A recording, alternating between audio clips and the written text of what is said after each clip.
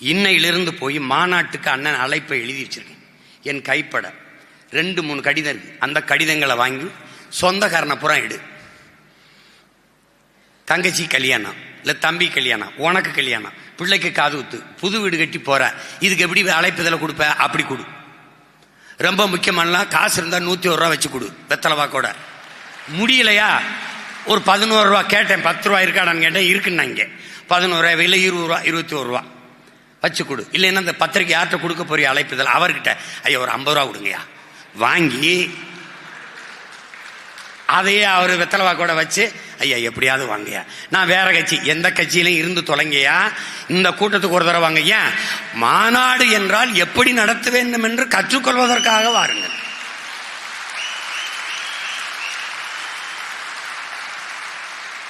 கண்ணியம், கட்டுப்பாடு, ஒழுங்கு அதை கற்றுக்கொள்ளவாது வாருங்கள்.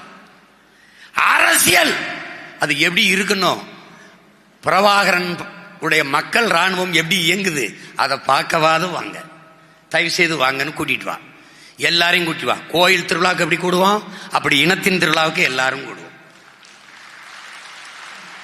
விட்டுறாத வீதி வீதி. அப்போ படிச்சவன் படிக்காதவன், நண்பன், கல்யாணம் பண்ணா அவங்க மாமா மாமியார், இல்லைன்னா காதலிச்சுக்கிட்டு இருக்க பொண்ணு, அந்த பொண்ணு அவங்க சொந்தக்காரன், எல்லாத்தையும் கூட்டி வா. விட்டுறாத விட்டுறாத. கையில காலில் விழுவியோ என்ன பண்ணுவியோ தெரியாது, கூட்டிட்டு வந்துரு. ஏன் ஏன் ஏப்பா சினிமாவுக்குத்தான் கூட்டம் கூடும் இல்ல, நல்ல சித்தாந்தத்திற்கும் கூடும்.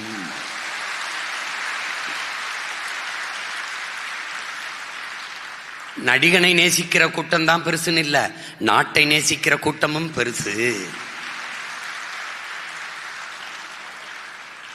பணத்தை விடவும் இனமும் அது மானமும் பெரிது என்று நினைக்கிற கூட்டம் இங்கே பெரிது என்று காட்டணும்னா நீ திரண்டுதான் தீரணும், குவிஞ்சுதான் தீரணும். அந்த மாநாட்டிலே 234 வேட்பாளரையும் வைத்து அறிவிக்கிறோம். 117 பெண்கள், 117 ஆண்கள்.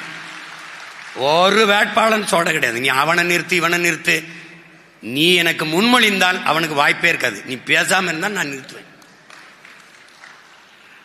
ஏண்டா இந்த நாய் வேட்டையாடி முயலை பிடிக்கும்னு கணிக்க முடியாத நான் ஒரு வேட்டைக்காரனா சொல்லு? இதனால் இவன் முடிக்கும் என்றாய்ந்து அதனை அதன் கண் விடல். எத்தனை ஆயிரம் ஆண்டுக்கு முன்னாடி நாங்கள் படிப்பிச்சிருக்கேன், நீ எனக்கு புதுசா படிப்பிக்கிற? இது தெரியாதா?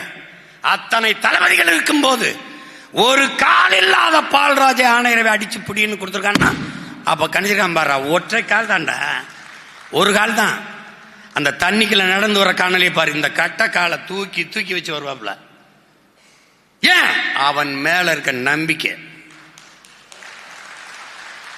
அத்தனை பெண் போராளிகள் இருக்கும்போது ஒரே ஒரு மகள், கரும்புலி மகள், அங்கே இருக்க நீ போய் அடிச்சு தாக்கு மகளேன்னு ஒற்றை மகளை அனுப்புறான்னா காரணம் என்ன? அவன் கணிப்பாளன், அவன் மகன் இவனும் கணிப்பான். இது அவர் நிறுத்தி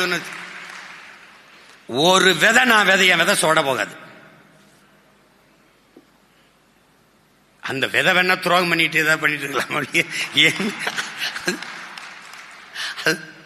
அது ஒண்ணும் பண்ண முடியாது. அதனால